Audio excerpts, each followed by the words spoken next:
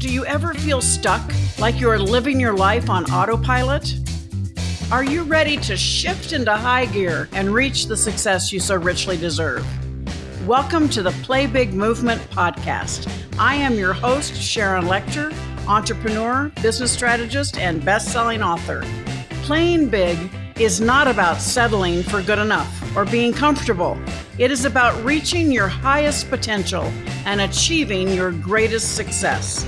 Join me in my Play Big movement as I interview top experts in business, money, and entrepreneurship, all ready to serve you and to help you play big, be number one in your field, live your legacy, and create maximum impact. Welcome to the Play Big Movement podcast with Sharon Lecter, and I'm so excited to introduce you to somebody that I've grown very close to over the last year and a half, and she is a superstar. So thrilled to know you, Barbara. Barbara Majeski, thanks for being with me. Thanks, Sharon. Great to be back. Well, I love introducing incredible rising stars to my audience, and you're definitely one of those. We met, I think, at the 10X conference, didn't we? And then we continued. Yeah, Clubhouse. At Clubhouse. Oh, that's right. It was through Clubhouse. Yeah. Mm-hmm. Yes, Barbara in the red dress. Yes, and got to know each other on that platform, and then started working together. And I was delighted to get you onto the 10X Ladies stage, and you just rocked the house. But you also have been on the Today Show and all kinds of other television. You're a TV personality, and I'm just incredible your story, and I want to share your story. But you've just recently launched something called the More Life Collective. And I love it because it really brings in, you tag yourself the creator of the good life. But the More Life Collective is more opportunities, results, and experiences, using MORE as the acronym. And so I'm excited to see where this goes because I know it's absolutely brand new. But before we get into today, let's start, because your story is so incredible. Let's take a step back and talk about little Barbara. Yeah. And thanks again, Sharon. I really appreciate it. And I'm excited to talk about the More Life Collective and the television work that I've done, because I've gone through so many highs and lows, as has everybody. And I love helping people really live their best life. But little Barbara was an only child for about 4 minutes. And much to everyone's surprise, my twin brother popped out and ended my reign of only childness. 3 years later, my mom gave birth to a second set of twins. And so twins do actually run in our family. The only person who wasn't surprised by the multiples that my mother was producing was my grandmother, who had a set of triplets. So my mom is a triplet. I'm a twin. I have younger twin brothers.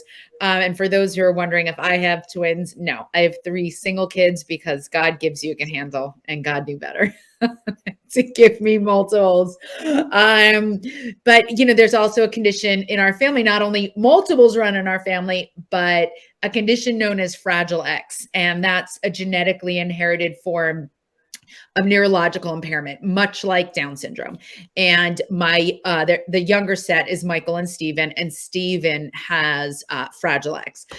So he, for good or for bad, because he had a twin, my parents were able to see like Michael was tracking and hitting milestones, and Stephen was falling behind and not hitting milestones. So he wasn't going to develop as fast as the other kids. And my twin brother and I were sat down very early on. This is so, I don't know what the word is, like, it's such a prophecy. So when I was 6 years old, my parents sat down, my twin brother Ben and I, and said, Stephen's not going to develop like other children, and he will never be able to speak because he had a tracheotomy and he wasn't speaking anyway. So you just have to be kind and, compassionate and patient. And I remember saying, oh, don't worry about it. I'll speak for him. And that's kind of where I land today. Is I really do feel I'm driven by a certain purpose to speak for those who can't speak for themselves, to give a voice to the most vulnerable members of society. And that's what's kind of led me down this crazy winding road of pursuit of the good life and television and bigger stages is ultimately to turn around, use my voice to speak for the most vulnerable. So. Well, I love that. And, if people look at you from the outside, they see all this incredible success. But along the way, you've had some pretty huge issues related to, number one, what you just said about your brother. And you really have you are his champion. And I know you still are today. And then having your parents divorce at an early age. And No, my parents separated. Yes, yes, yes. okay, yeah. They're back together. So. Yeah. Okay, that's good. That's good to know. Mhm. But you were on opposite sides of the country for a Mhm. while, right, as kids, and then you ended up getting married yourself, and in three beautiful children, and then you went through a divorce, and you found out something that was pretty devastating related to your health. So share a little bit about that, because I can't imagine, number one, the trauma and drama of a divorce, but this on top of that is just mind-boggling. Yeah. So on the heels of my marriage, blowing up in a dumpster fire, blaze of glory, I got diagnosed with stage 3 cancer. So even when they called me and they said it's cancer, I couldn't actually hear it. I was like, I can't have cancer right now because my husband doesn't want to be married to me anymore. And I remember like almost being like, can you go back into your file and get me like a lower stage? Like stage 3 is not going to work here right now because that's chemo and surgery. And I don't really have the time for that. And my doctor was like, no, this is serious. Like we got it. So I ended up going through chemotherapy and marriage therapy simultaneously. But I had a lot of breakthroughs. I really think that some of that hardship really did help me see, just help me grow, help me like break through to a higher expression of myself. I really think I needed all of this trauma and tragedy to almost break me open, to get me to really figure out what was important, what was of value, what really living a good life was really all about. And it was when I was confronted with my own mortality that I took an inventory of like the things that I had such high value on. I cared so much about other people's opinion.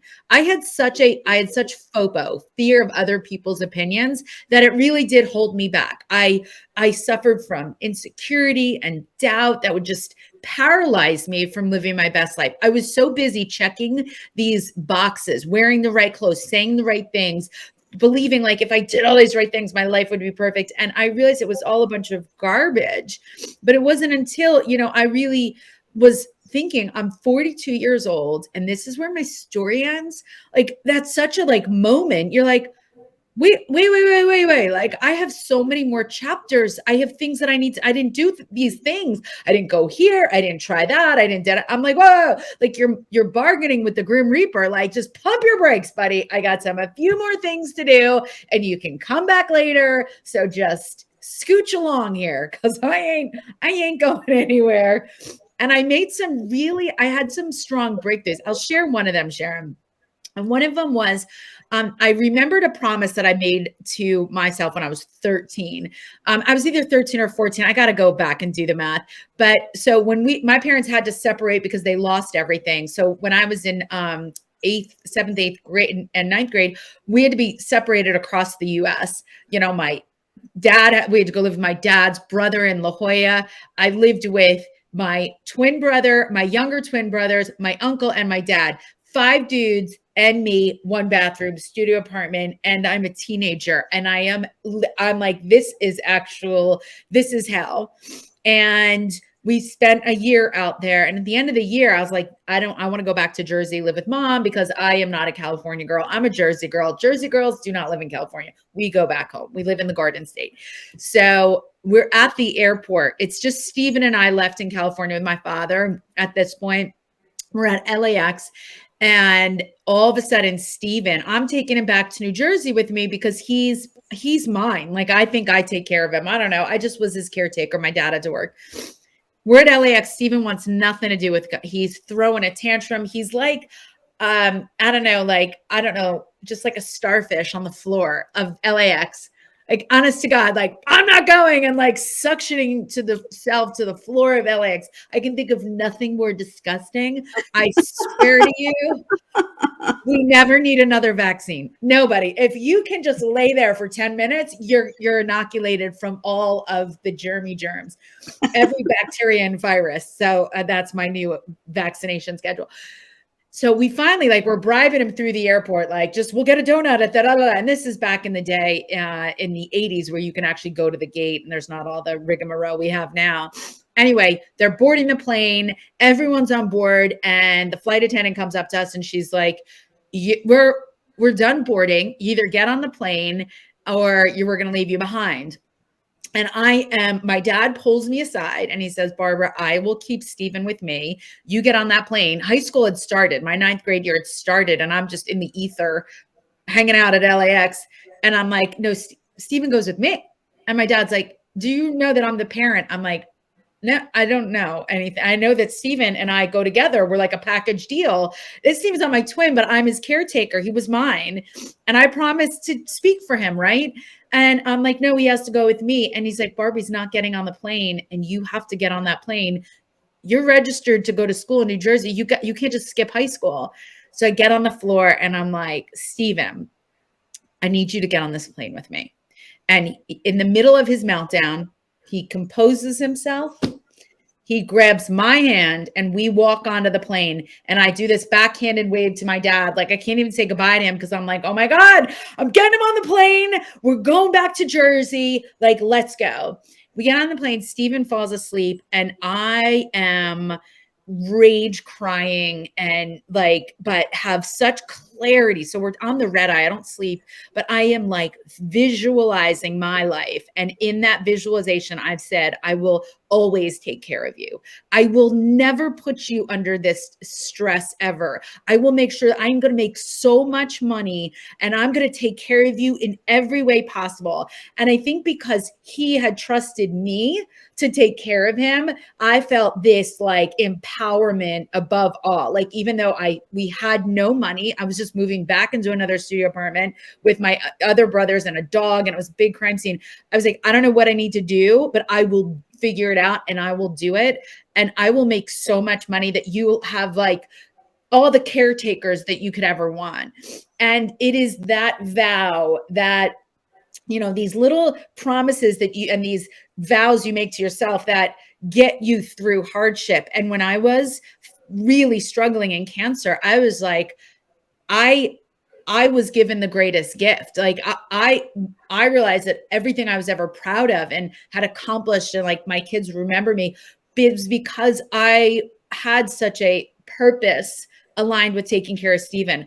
I had no quit, no backdoor. Like, you figure it out, Babs. Like, you figure it out, because if you don't figure it out, Stephen will be institutionalized. So you don't have to be the smartest person in the room, but you can be the hardest working person in any room. And because of that, I was able to build a successful sales organization. I was able to launch philanthropy initiatives. I was able to just do so much with this alignment to my purpose. And my purpose was to take care of Stephen. But when I saw it for what it was, I understood it was never really me taking care of Stephen. It was always Stephen who was taking care of me. He gave me the greatest gift we can all be given, as the gift of purpose. And when I saw that, I was like, all right, give me one more shot. Give me one more shot at this thing called life. And I will make sure that I use my gift, which is my voice, to speak for those who can't speak for themselves. I will put myself out there. I will get on bigger stages. I will go on TV. I will do whatever this universe needs me to do to make sure that the amplification of the vulnerable voices is heard. Like, it's done. Like, it's amplified, and we come through for them in a big level. And that's kind of where you're meeting me today. Like, give me a stage and give me a mic, and I will do the things. And yes, you do. And I think, for everybody watching and listening, I just want you to sit back and think about, if you'd been through the experiences that Barbara's talking about, would you have responded in the same way she has? And that is taking that adversity and turning it into power to continue moving forward. And, getting knocked down a lot, but it's getting back up that counts. And you are a ferocious advocate for people, and for those that don't have a voice. And I just applaud you. I'm so proud of you. I think it's exciting. So talk a little bit now. And when you got on TV, you decided in your mind, I'm going to be on TV, and then you made it happen. And for most people don't, they said, well, who did she know? You made the decision you were going to do it, and you put in the effort to get on TV. And have been on the Today Show many times. And I love seeing the clips of you on the Today Show, because you bring such energy, perspective, and all about living the good life. And so you brought it into a business now that you're launching, More Life Collective. Talk a little bit about that. Yeah. Well, so with TV, what I always, I love the story behind TV because once I got to the other side of cancer and I was like, ooh, you know what? I made the vow. I was like, I'm going to go big. I'm going to use my voice. I'm going to put myself out there. And what did that mean? I was like, well, I guess I got to go on TV. And I have a degree in health education. I'm a door-to-door sales girl who learned how to scale sales teams. And I worked off commission. And all of a sudden I'm like, well, you know what? I need to be a household name. I need to be out there. I guess I have to go on the Today Show.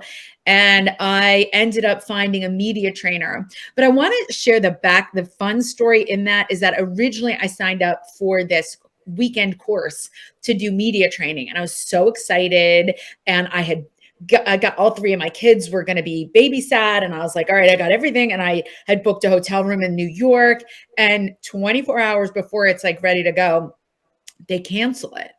And I was like, well, I'm supposed to be a TV star. I'm going to go media train and do the things. And I was like, all right. So that got canceled. And then it got rescheduled for like maybe 6 months down the line. And I was like, you know what? I got to get to it. I got to do it. And I ended up stumbling across this woman, Amy Rosenblum, on Instagram, and I called her. And there's so much serendipity behind that story. Oh my God, there's so many that's a good one. When she was the former executive producer at the Today Show, and she Googled me, and serendipitously enough, when she Googled me, the only thing that came up was my work with philanthropy for Operation Smile. When I did work for speaking for children born with cleft lips and cleft palates. So I was put on I was a stay-at-home mom doing that. And she said, wait, you can do public speaking? And I'm like, yes. And she's like, I want you in here this week. Life has a very interesting way of like giving you what, you just have to trust in the universe. You have to have when that woman canceled, that was the universe saying that woman's not going to get you what you want. It was not a, what do you say? Like a rejection. It was a redirection. And the beauty in all of this serendipity, this beauty of the universe and the divine and whatever you need to subscribe to, is that number one, I did the philanthropy just because it's like that go-giver book of like, I did it because it was the right thing to do. And I saw that there were Stevens in the world that needed like a sister to go, speak on their behalf. And I was like, all right, we gotta do some humanitarian work.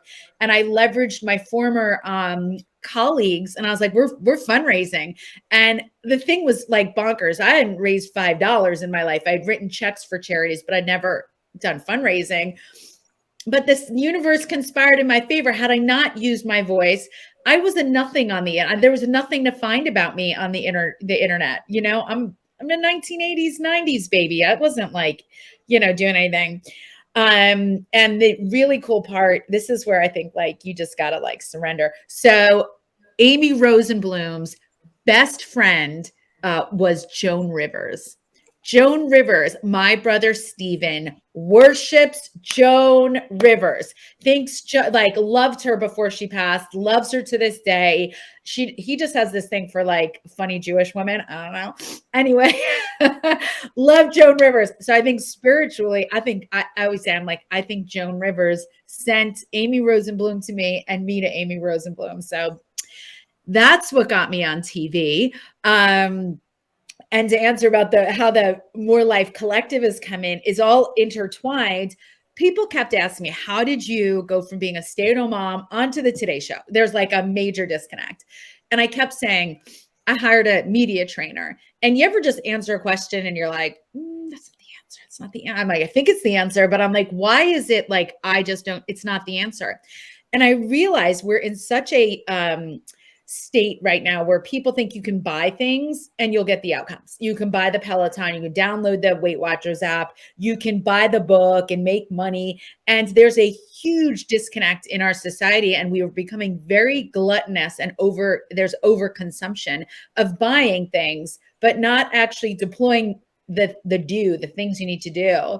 And I realized when I was like, yeah, I hired a media trainer, then people are like calling Amy and she's like, they're not doing the work. You know, they'll hire me, but they think like I can't go on TV for them. They have to practice, they have to do the work. And I realize information doesn't lead to transformation. Taking action does. And you can't take action when you're motivated and inspired, because those are emotions and your goals don't care how you feel. So it's all about consistency and habits and doing the things to get the things, no matter how you feel. So I launched this collective, which is all challenges, resets, and in-person retreats to help people move from inspiration to transformation by actually taking action. So all of these challenges, all of these resets are action-based, and my retreats, all action-based. You're not going to we're not sitting in a room talking about things. We're going for a walk. We're going to climb mountains. We're going to camp out at night. We're going to go biking the islands of Croatia. We're going to go surfing in Costa Rica, because to me, movement begets movement, not only the physical body, but in the spiritual body and in the mind. If you want to move your life forward, you need to move your body forward in tandem with that. So that's why I launched the collective. I'm like, you can't stop buying things, stop buying things and start doing the things you need to do, and stop asking, how do you stay motivated and inspired? You don't. You stay consistent, and you get great coaches, and you find accountability groups so you don't get lost in the muck and the mundane in the middle. So that's what the More Life Collective, how to have more, M-O-R-E, more opportunities, results, and experiences through retreats, resets, and in challenges. So I'm always doing some. Yeah, and you love it. You really love what you do, and it makes me very happy to see it. And you did become a huge rock star on Clubhouse, still are, and just amazingly bringing your message to the masses. And you know, if anybody watching, listening, if you have not been, I was going to say inspired, but you just said inspired to act. How's that? We want to inspire you to act. To reach for the goals that you've created, but do what you have to do to get what you want, right? And I think it's really an incredible message. I like inspiring people, but I like it better when they get the results, as opposed to, I was so inspired by you, but then I went back and I didn't even know where to begin. And I realized I can, and my stories do inspire and motivate people. But I don't, I leave them hanging when I'm like, all right, okay, if I inspire you and I motivate you to move your life forward in the direction of your dreams, then I feel almost obligated to help you start taking those steps. And I help people through the More Life Collective take those first steps, which are the most, where do I start? How do I get, it seems so far away. How do I get started? And I have really found a great roadmap to get people in that gear, to almost reverse engineer. If you want to go here, you start with the end in mind, right? You start with your intention, where you want to go. And then we can start with the end in mind. I talk a lot about journaling. I talk a lot about movement. I talk a lot about mindset, getting rid of false narratives. And I couple it with not only actions, taking, movement, water, walking, what have you, but I incorporate, you got to drink water. To me, I believe movement begets movement, body emotion. So in my programs, I'm like, starting on any challenge and any reset, you have to drink a gallon of water a day. And it's not just to flush toxins out of your body. It's actually a metaphor to start moving toxic narratives, toxic beliefs, stale storylines that really you don't even know are playing on loop. Like, we got to eject that cassette tape because it is not a 1984 and that mixtape ain't working no more. And that water is like this flood of like, we got to get all of it out so we can move in narratives that are going to empower you and create clarity. And then the couples with walking, right? Walking is this gateway to clarity of like, you get those endorphins going, you think clear, you have more confidence. It's this cascade of like, it's a cascade effect of helping you to build the habits and the mentality for success and living your best life. So I don't know. I'm a little David Goggins, a little Tina Fey. I'm like this little. I'm fun, I'm I fun. love it. I'm fun. The More Life Collective You are is fun. You fun, are fun. right? But I'm also David Goggins. I'm like, do the work. Like, no bullshit. Like, do the work. You can't stop complaining. It's not going to get you anywhere. It's like elbows. We all have them. I love it. So, Barbara, how can people best find you? The More Life Collective is now a website standalone, and that is a work in progress and a masterpiece simultaneously. I really encourage people to join the collective. I just launched it in the last week, so that's now a membership where you have access to monthly Zoom calls. I'm bringing in celebrities, entrepreneurs, CEOs, influencers every month. This is a $10 a month membership for the first 100 founding members, and it's going to scale from there. But you get access to my library of pre-recorded resets and challenges. But what you also have access to is epic membership discounts to live challenges. I'm doing my 90-day workout challenge starting March 1st. I do live resets. That means you get FaceTime with me, like through live resets, huge discounts on that, discounts on journals, water bottles, and anything that I curate. So go to the More Life Collective. You can find me there, or you can find me at Barbara Majeski on TikTok, Instagram, Facebook, and on Twitter. It's the Majeski because we know that my original Twitter is on the outs. Anywho, so that's where you find me. I love it. I love it. So please, Barbara is also going to have a segment in our private Facebook group, the Play Big Movement, with Sharon Lecter. So please join the Facebook group if you've not. And I would say you should listen to this podcast twice, 3 times, because she's from Jersey, so she talks fast. So you need to listen that fast. And so it's really important not to miss any of her messages. And I'm just, again, I applaud you, Barbara. I'm excited to see what the future brings because you've got a huge heart. And I thank you for being part of my life. So. Well, I love you, and thank you for being part of mine. I appreciate you. And for all of you watching and listening, thank you so much for watching and listening to this segment of the Play Big Movement podcast with Sharon Lecter. Have a fabulous day. Thank you for listening to this segment of the Play Big Movement podcast. Please subscribe to iTunes and leave us a review, as well as join us in other areas of social media, Twitter, Instagram, and LinkedIn at Sharon Lecter, and for Facebook, author Sharon Lecter. Thank you so much and have a fabulous day.